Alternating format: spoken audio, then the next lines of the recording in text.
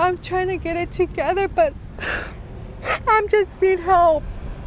If she's out there wandering, please call the police. That was Jessica Nunez, mother of missing 15-year-old Alicia Navarro. Jessica is very concerned. It seems like Alicia snuck out in the middle of the night. And of course, that raises the question of who's taking care of her? Was she possibly being groomed to leave? And that question gets even heightened in this case because Alicia suffers from autism. We've also got a few firsts happening in this case that I want to share with you guys. We're going to get into all the details. Right now, it's time that we turn on the searchlight for Alicia Navarro.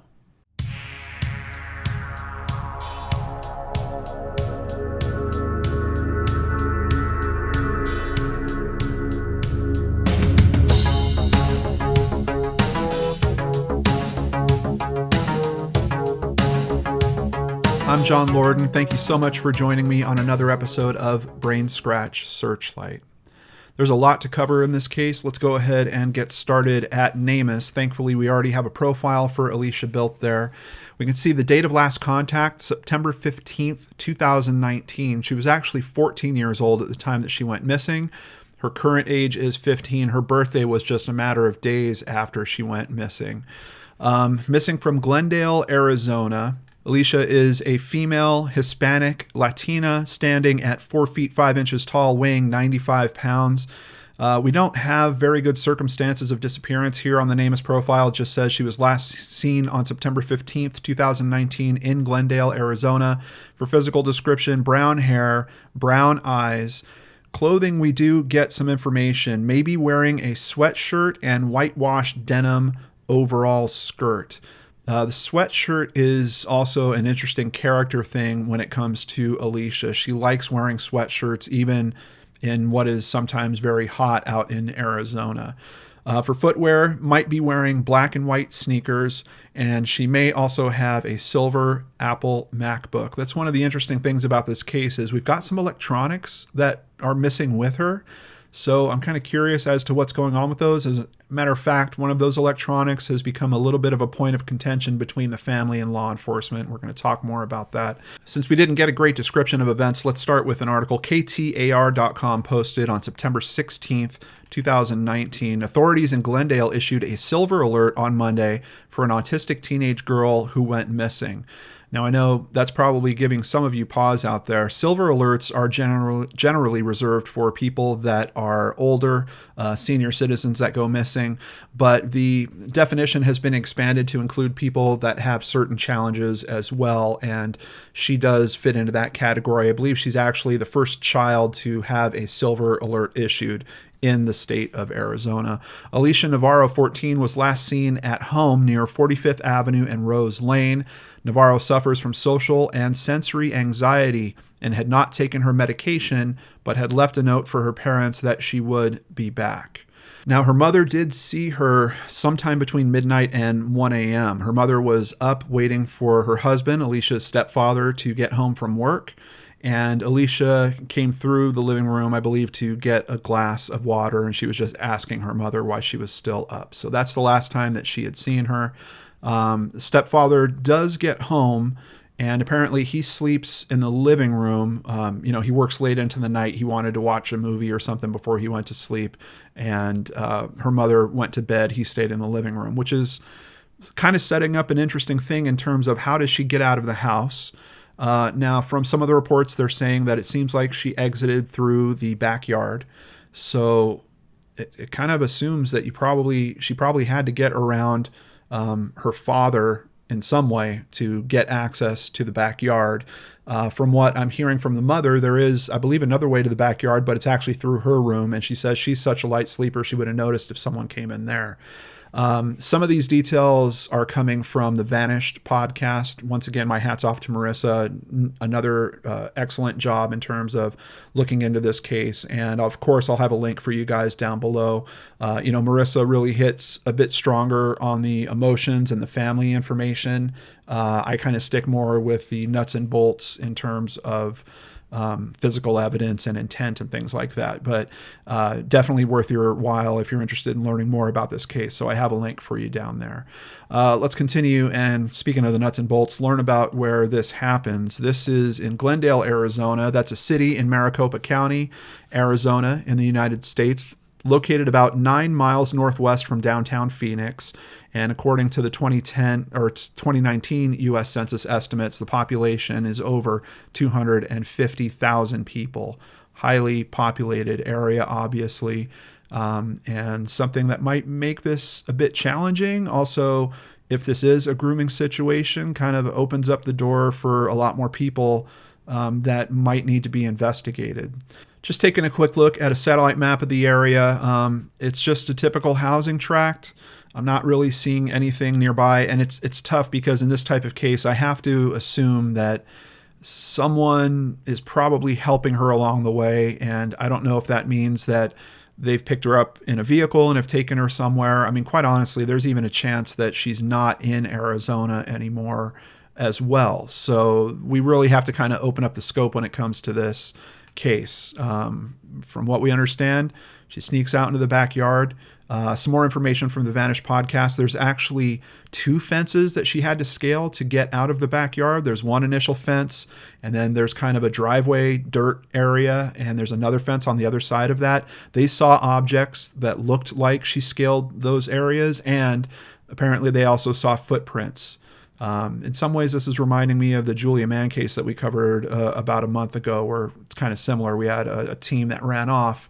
Of course, in that case, Julia is home again, and here we are 11 months later, and we still haven't seen Alicia or nor where she is or heard from her, despite the fact that she took the electronics with her. One interesting about taking the electronics is she apparently did not take the power cords for her electronics. So if they're not being used, if they're not hitting the internet for some reason, maybe that's why. Over at fox10phoenix.com, Glendale mother speaks as search continues. And let me just say at this point, her mother is doing such amazing work in terms of raising exposure to this case. And you're going to see it as we go through. I mean, the exposure that's raised around this case is mind-blowing in some ways. But her mother's working hard. I can see that even just a matter of a few days ago, her mother was having a speech somewhere else about this case, and also now trying to raise awareness to the potential of teens being groomed and trafficking situations, because she's really concerned that that's what's going on here. Law enforcement not being very clear with that assessment. Law enforcement, quite honestly, not being very clear with a lot. They did release kind of a timeline of everything that they've been doing, and we'll go over that. But concern is growing for a 14-year-old Glendale girl who has not been seen for days. Alicia is autistic and is extremely high-functioning, but deals with many issues. Her mother, Jessica Nunez, says Alicia is a simple girl who attends Borgade High School and has a small circle of friends. Nunez fears her daughter was drawn away by someone online. Everybody's in shock because she's so vulnerable, said Nunez. She's receiving therapy just to go outside somewhere in society. So that, of course, gives this whole case a different dynamic as well. Whatever is getting her out of the house, there has to be some type of strong pull for her to either go be somewhere else or to be with someone else or to get out of the house for some reason. There's some force that is actually overcoming her natural capacities to be out in public. Something is forcing her through that. So, of course, her family is concerned. Alicia stole from her house and left a note for her family. Now, that's one thing. I haven't seen any other details on what was stolen from the house. I haven't seen any details on, did she pack? Was there other clothing that was taken? Might there be a bag or something that's with her as well? Just curious why we don't have some of those details, but here we do have a screenshot of the actual note that she left. I ran away. I will be back. I swear. I'm sorry. And it's signed Alicia. Please bring her safe and sound. She needs our help. Don't take advantage of her. She's so vulnerable. Please just bring her back, said her mother, Nunez. Alicia is very smart and knows there are things that can help us find her from a technological aspect, said Lieutenant J. O'Neill with Glendale Police. There may be another person involved in this that we're not completely aware of. Again, that's concerning for us. We want to find Alicia as quickly as possible. And in terms of the possibilities of grooming here, really the strongest thing I'm hearing is that Alicia loved to play online games. I know she had an Xbox. I believe she might have played computer games as well. That really just opens it up wide. There's all kinds of different access points at that point where people can talk to your child. As a matter of fact, her mother does mention in the Vanish podcast a previous instance where it seemed like someone might have been grooming Alicia. I believe it had happened about a year before, and I think her mother tried to shut that down. So it's one of those things when you have people that are out there kind of predators in this way, they're going to use whatever tools they can find handy, and some of these gaming platforms, unfortunately, can be used that way. Over at azfamily.com, there was no fight, Nunez said, of the relationship that she's had with Alicia. Even though she's autistic, she doesn't wander or nothing like that. On Friday, her disappearance took on a whole new urgency when Navarro missed her 15th birthday party. In the end, family said they served Navarro's birthday cake to the volunteers searching for her. My smaller sibling told me, "Are we going to save a piece of cake for Alicia when she comes back?" I didn't know what to say, said Nunez. Family said Navarro is not only autistic, but struggles to feed herself. It hits me a lot knowing she's out there and not receiving her services, her medication, said her mother. Now, I've already mentioned it, but her mother gets to work really, really quickly on this, and from what I can see, she just hasn't stopped since. But here at abc15.com, we hear a little more about it. Nunez has spent the week handing out flyers throughout the community. She says her daughter relies on medication and the help of her family. She doesn't know how to be by herself, Nunez said. She doesn't know how to take a bus. Nunez has this message for her daughter. "You told me you were going to come back. I'm waiting. Please don't be scared." Police say the FBI is adding technical assistance and advice to Glendale police detectives. So I'm glad that we have FBI involvement in some capacity helping with this case. And we're going to see there's some other people that come to help this case as well. Another article at KTAR, "I don't get it," Nunez said. "I just don't understand what lured her or what made her make the decision." The teen started attending Bourgade Catholic High School a month ago and had anxiety for several days, but Nunez said her daughter never expressed she was unhappy at home. Now, I'm not sure of if she was transferring from middle school and now this is her first year in high school, or if this is a bigger change than that. Like, did she change school systems for some reason? Is she not around her same social structure that she was in the previous year? I'm just wondering if that's the case, because if this is a situation where someone has been grooming her and she has been removed from her old social structure and now she's going to this new school and she doesn't have the same friends, perhaps that person that's been grooming her now looks like a long-term friend to her, and maybe that possibly opened the door in some way for this conversation about, hey, why don't you come stay with me for a couple days, or helped enable that because she was needing to feel connected to someone that she had known for a longer period of time. Nunez said the morning her daughter disappeared, the back door of their house was slightly open. Her husband noticed that there were several chairs next to the block wall in their backyard. Nunez said she assumed Alicia used the chairs to jump over the wall. A day after her disappearance, Nunez found a note on top of Alicia's desk.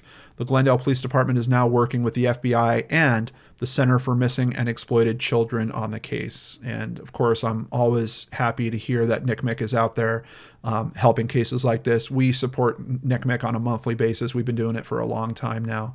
But if you want to donate more money to NCMEC, I'll have a link to them in the description box down below. They certainly deserve it with how many cases they help.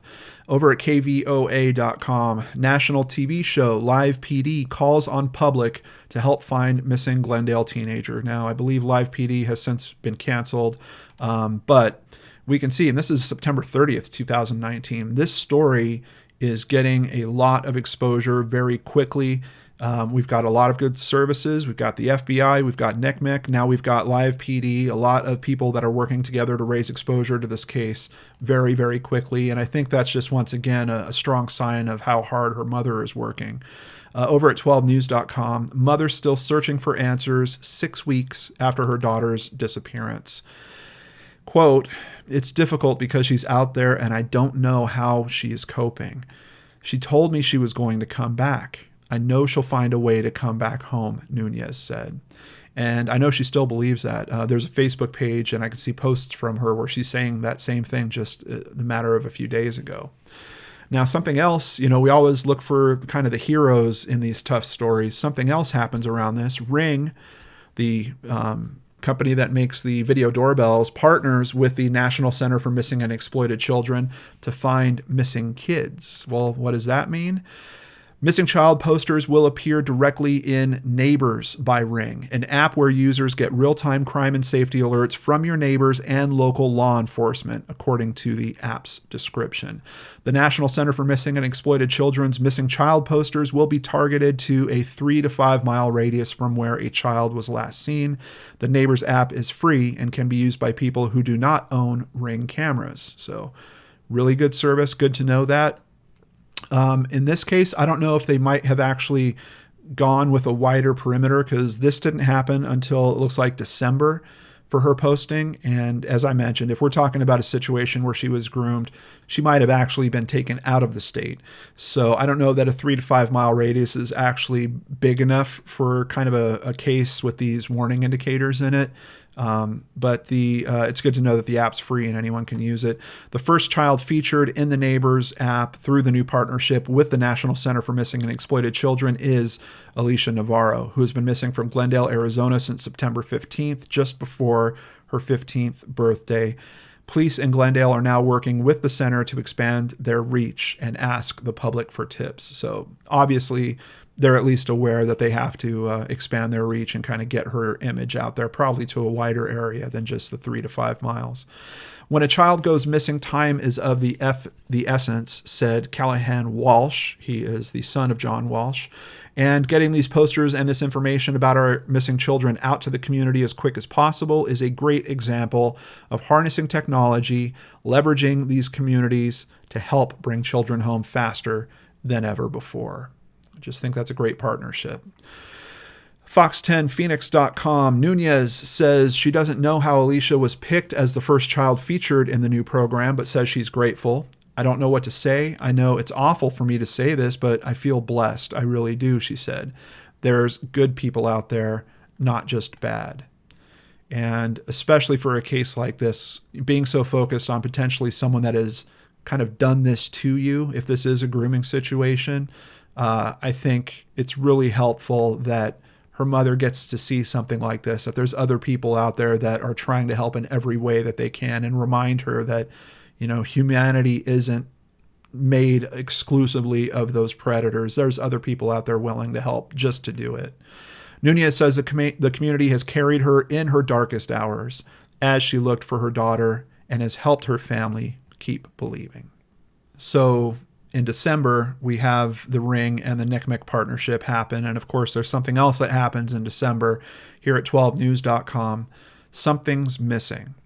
Alicia Navarro went missing in September. Her family is spending their first Christmas without her. 3 months later, Navarro's family is spending their first Christmas without her and without any hint of where she could be. "Never in my mind would I think it would take this long," Nunez said. "She swore to me that she was coming back." She said there have been a few calls about sightings, but none of them have panned out. As a matter of fact, I've seen some interviews where people are saying they saw her at very specific places, but those predate this, and obviously none of these sightings have turned out to be able to be supported as valid. "She could be anywhere. In my heart, I want to believe that she's okay," Nunez said. And on Facebook, I can see she's very strong about that still currently. She's essentially saying, look, I know she's alive. She's coming home. I'm just waiting for her to come home like she promised. Over at NBCnews.com, thankfully, we get some Dateline coverage on this as well. I'm telling you, it seems like all the players are gathering around this case, trying to help this case. And that's honestly one of the things that kind of scares me the most about it. You've got exposure for this case that's very high compared to a lot of other missing person cases that we cover here. And the fact that we don't have her found, or at least some strong information about she was possibly seen in this state, or law enforcement is now investigating this particular angle, that's certainly concerning. For Jessica Nunez, the last 6 months have been a nightmare. Now, as the coronavirus spreads at a rapid pace across the world, Jessica said she is even more terrified for her daughter's safety. Jessica said she is especially worried because her daughter is on the autism spectrum and is known to be shy or anxious in some social situations. She takes medicine and has a compromised immune system as well. Jessica is worried Alicia's anxiety will also overwhelm her with the current situation. This is almost too much, said her mother.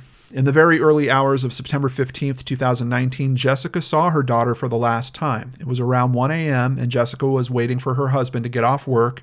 Alicia came down for a glass of water and then returned to her room.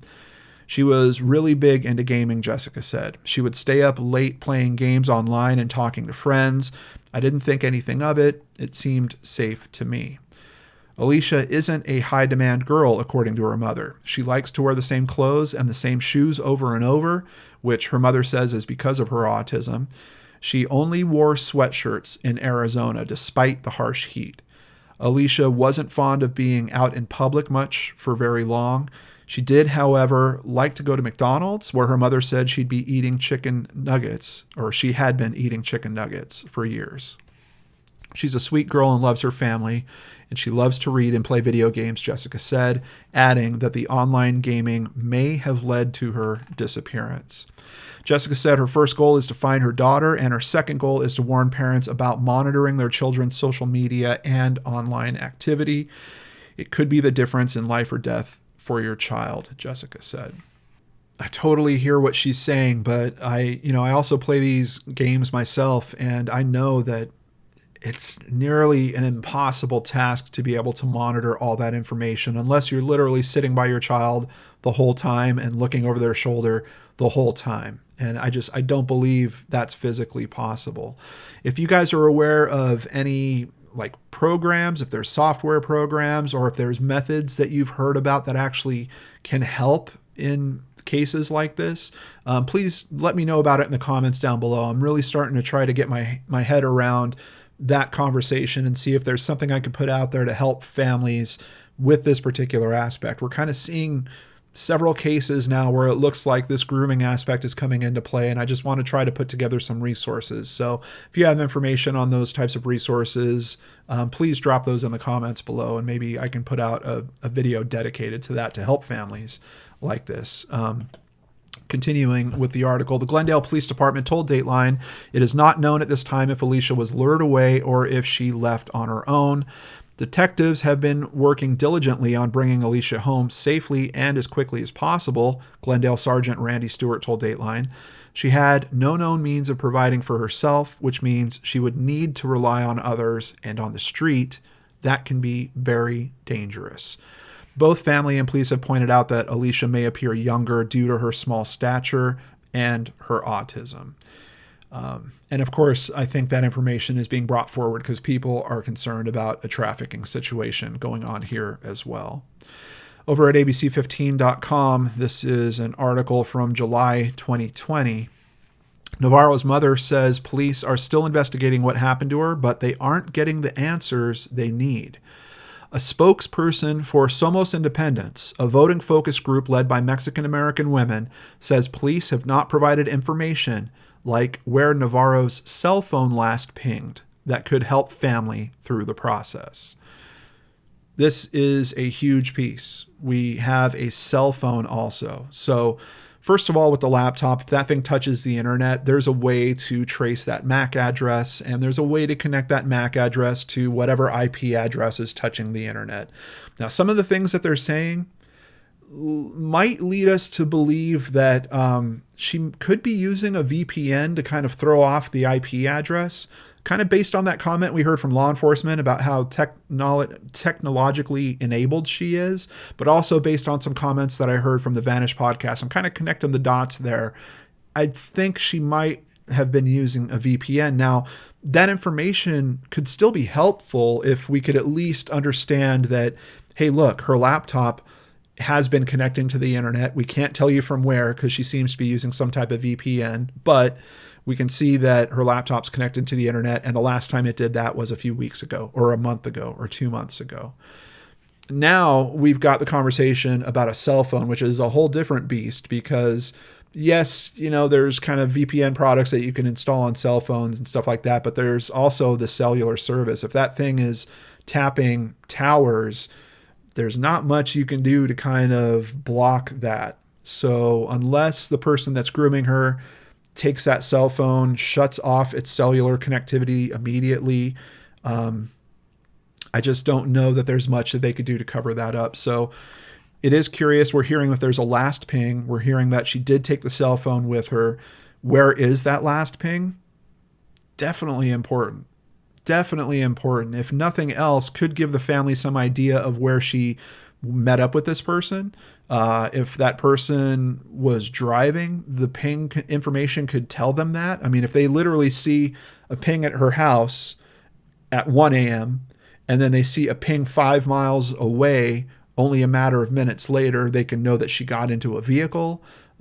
There's certainly some things that can help the family. Now, the big question is, does that hurt the investigation to give that family that information? I don't know. I don't know enough details about this case to be able to answer that. Somos Independence is hoping more information from the Glendale Police Department will help them provide extra details to the public and missing children groups that could help bring Navarro home. Those supporting Navarro's family are asking elected officials to continue searching for the missing girl. They believe there's a possibility that trafficking played a part in this case, as suspected in many other cases. And that is one thing that I struggle with as well whenever we do talk about trafficking situations here on the channel. Yes, we know that it's real. Yes, we know that it's happening. We've been supporting an organization that combats trafficking in third world countries for years on this channel. And we've had Destiny Rescue on this channel several times, and we still support them to this day. So yes, we understand that it's happening. As many times as it comes up in these missing persons cases, is it really what's going on in these cases? I don't know. And even the Vanished podcast kind of touched on that as well. They brought up some statistics talking about, look, for as much as this is brought up in these cases, the stats actually don't support that this is happening in all those cases.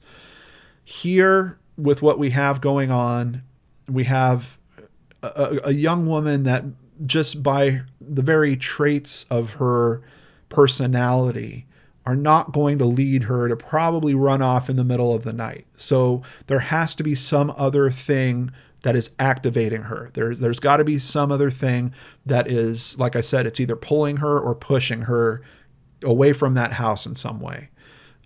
So without understanding those details much deeper, I think the possibility of there being a trafficking situation, I think there's a good possibility of it in this case.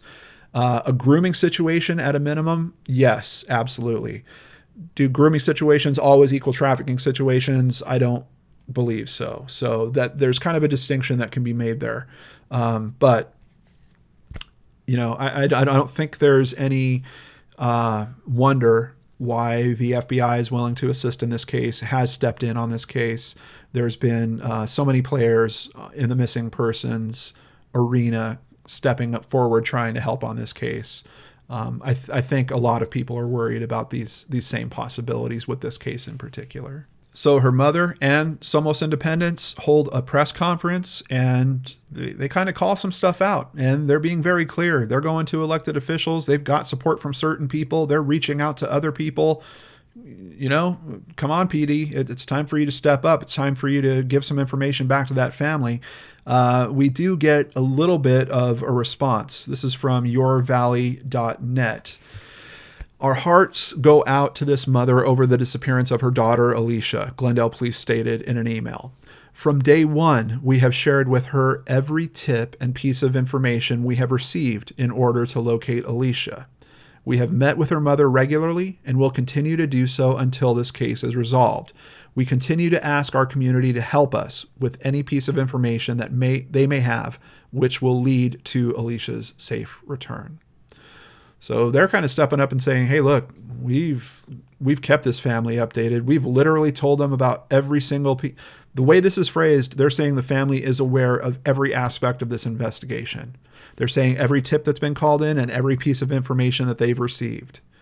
Now, possibly, if you read between the lines there, maybe that doesn't include every piece of information that they're generating for themselves, like if they're getting warrants, if they are pulling cell phone records and stuff like that. So I guess we can still look at how that could be carefully worded, and maybe they're just being clear with the family about stuff that's literally being called in to them, but not stuff that they're finding through their own investigative measures.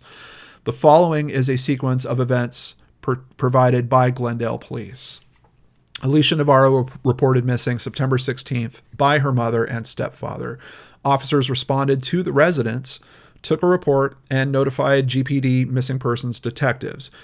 Gathered relevant information and issued a media release, and they definitely did that very quickly. I mean, we saw some of the earliest articles are from that same day, and there was a lot of articles that I actually took out of today's coverage because they were just echoing the same thing from that media release. Sent out e-beams, digital billboard signage on the Loop 101, issued a silver alert for Alicia, which is still in effect as of July 1st, 2020. National Center for Missing and Exploited Children began helping GPD detectives with the search effort and launched billboards of their own and listed Alicia on their national website, provided posters to go out nationwide.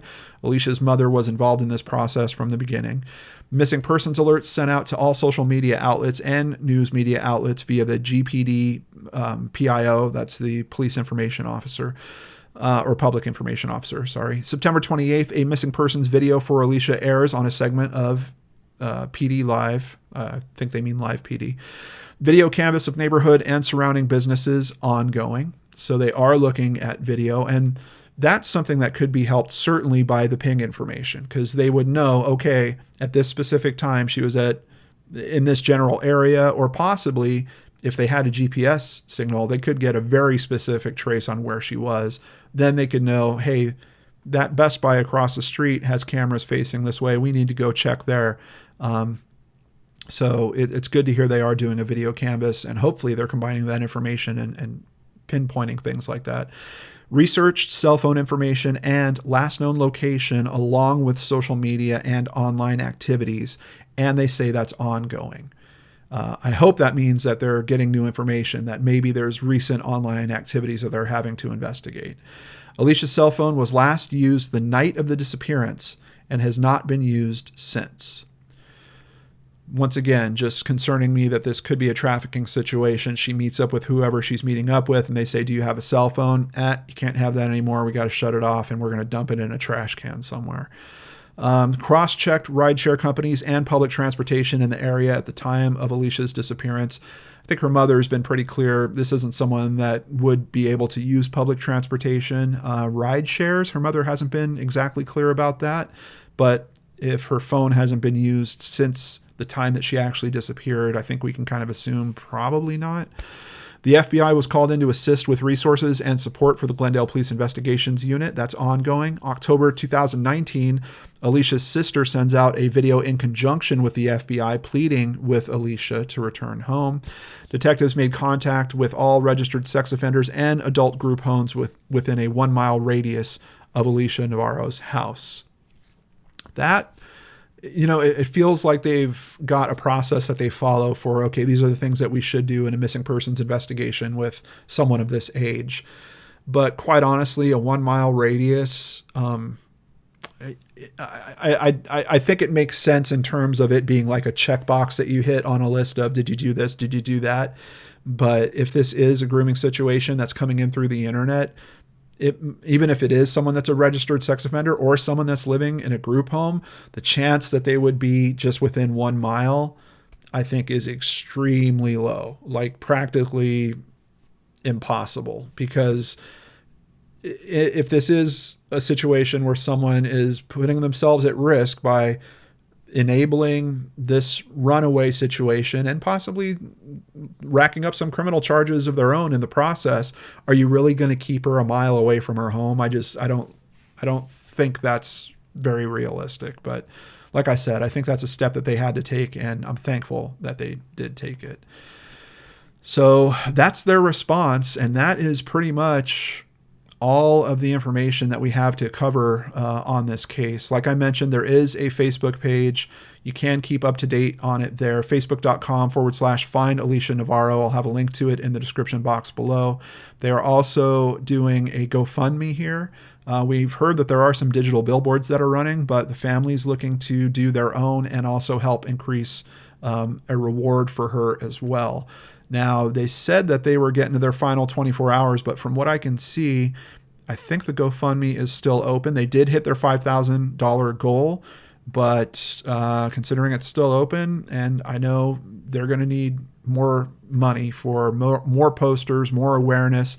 Maybe if this gets to a certain level, they can get some extra billboards going or increase the reward in another way. On behalf of myself and my amazing supporters, we're going to make a donation to this just as soon as I'm done filming today's video. I did also find a Reddit thread on this case. I'll have that in the description box below. As I've mentioned, excellent episode of Vanished, much more into backstory and family dynamics and things like that. So if you want to learn more, please check out the Vanished podcast. I'll have a link to that down below as well. But this is where I turn it over to you. What is going on with this case, Brain Scratchers? This is one of the toughest ones. We've looked at other cases where it looks like a runaway situation, and we know in one previous case it actually did appear to turn out to be that type of situation. But it just seems like everything we're hearing about Alicia, that this just wouldn't be in her makeup to do this, particularly on her own. Now, we did hear that one mention that something was stolen from the house. What was that? Is that something significant? Would that have gotten her some amount of money? Or maybe it was money itself that would enable her to be out in this world on her own for 11 months? I find that really, really hard to believe. So if anything, looking at this, I'm feeling pretty confident that someone else is part of this equation. There's someone else that might have taken her away from this situation. And that's the direction that I'm sure investigators are looking in. I know her mother in particular is looking in as well. But are you guys seeing something else in this that I'm not? Let's talk about that in the comments down below. And as always, I'm going to ask that we remain respectful. I'm sure some family member, some friend of Alicia might come into this video as well. So let's please be respectful of the theories, but I'm open for anything. I'm really just unsure what else could be going on with this case. This is one of those cases where everything seems to be pointing one very particular direction. We just don't know who, and we just don't know where. But if you're seeing something else in that, please let me know in the comments down below. Before I end today's video, I want to thank several supporters, new patrons. Kendra Hill, thank you, Kendra. Cooper Starr, Delinda Gibson, and Stephen Swift. Thank you so much for joining on Patreon. If you'd like to do the same, please visit www.lordandarts.com, where you can sign up for PayPal, sign up for Patreon, or buy merchandise. All of it helps keep me here doing what I am moved to do, trying to help these families in these terrible situations. And you'll notice we do it with limited commercials. We never let YouTube inject commercials in our actual presentations. And sometimes, like I'm pretty sure on today's video, we can't have their ads run on it at all because we need to be able to discuss these things frankly and honestly. So thank you for supporting the channel and helping me do that. Thank you so much for caring about this case like I do, and please help me raise exposure to Alicia's case. We've seen there's a lot of very big partners. Her image has gotten out there a lot, and we still don't have the answers 11 months later. So please share this video, share posters, share the Facebook page. Let's help keep the exposure going for this case. And hopefully, I'm hopeful that around the 1-year anniversary, maybe we'll get some details released from the police department that'll help point the direction of the investigation a little bit for the public. If that happens, we'll definitely do an update here to the family, and in particular to Alicia's mother. I'm so sorry you're dealing with this. But thank you for the amazing work that you've done, not just for this case, but I'm seeing what you're doing on the Facebook page, helping other cases as well, raising exposure to similar cases and cases that aren't as similar. And I think that's always amazing when families come to learn what other families that have missing loved ones go through, and they decide that they're going to help. And her mother has already slipped into that mode, even though she's still trying to find Alicia herself. So those are the kind of people we need to support. Take care, everyone. I'll see you back here on Friday with a brand new episode of Brainscratch on the Lord and Arch channel.